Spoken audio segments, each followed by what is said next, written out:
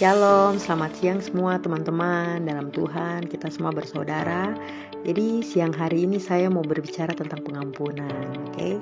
Jadi kita tidak bisa berkata bahwa kita beriman, kita sudah mengampuni. Dan kita tidak bisa menilai diri kita sendiri dengan pikiran kita kalau kita sudah mengampuni orang, oke? Jadi Tuhan yang menilai, Tuhan yang melihat pikiran dan hati kita. Jadi mungkin di mulut kita bisa berkata bahwa saya sudah mengampuni si A, si B, si ini. Tetapi ternyata di dalam hati kita ini belum ada pengampunan yang sesungguhnya. Oleh sebab itu saya mau mengajak, di setiap doa-doa kita selalu minta Tuhan kasih saya hati yang mau mengampuni tanpa batas dan mengasihi tanpa batas. Kenapa mengasihi dan mengampuni tanpa batas? Ketika kita dilukai atau disakiti atau dikecewakan orang melalui perkataan atau perbuatan terhadap kita tidak akan mengingat apa yang mereka lakukan kepada kita. Kita tetap mengasihi, tetap mendoakan yang terbaik untuk mereka, oke? Jadi di sini saya mau mengasihi firman Tuhan di mana kita bisa menilai diri kita bahwa kita sudah mengampuni atau belum, itu ada di 1 Korintus pasal 13 ayatnya yang ke-5, di mana kasih itu tidak melakukan yang tidak sopan dan tidak mencari keuntungan diri sendiri. Ia tidak pemarah dan tidak menyimpan kesalahan orang lain. Oke, tidak menyimpan kesalahan orang lain. Ketika kita berkata dari mulut kita kalau kita sudah mengampuni seseorang, tetapi di dalam hati kita masih mengingat-ingat, itu pekerjaan iblis yang selalu mengingatkan kita atas masa lalu kita.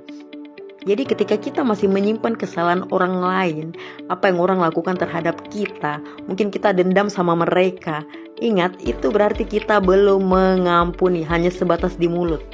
Dan yang saya mau sampaikan, ketika kita mengampuni, Alkitab kan berkata bahwa iman tanpa perbuatan adalah mati.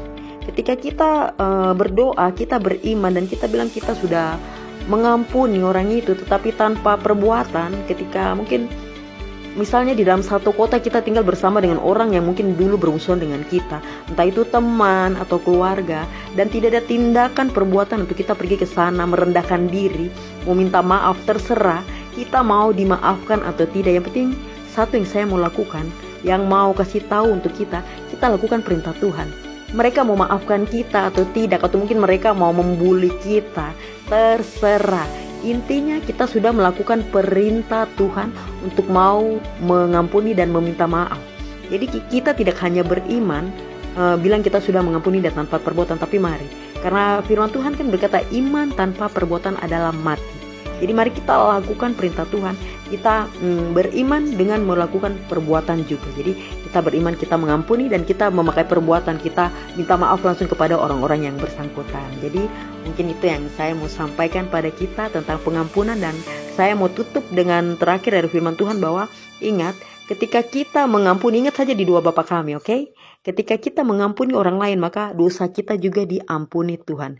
Tetapi ketika kita tidak mengampuni orang, maka kita juga tidak diampuni oleh Tuhan. Oleh sebab itu, ketika kita mau diampuni, kita mau hidup kita dipulihkan Tuhan, kita mau kita diubahkan semuanya, mari kita melepaskan pengampunan. Jangan ada akar kepahitan, dendam, dan segalanya. Jangan simpan kesalahan orang lain, tapi lepaskan pengampunan, oke? Mungkin itu yang saya mau sampaikan tentang pengampunan. Nanti saya akan sampaikan di video berikutnya lagi tentang hal mengampuni. Karena ini saya berbicara berdasarkan firman Tuhan dan berdasarkan kesaksian hidup saya sendiri, di mana saya melepaskan pengampunan dan hidup saya diubahkan Tuhan, oke? Shalom, selamat siang, Tuhan Yesus berkati.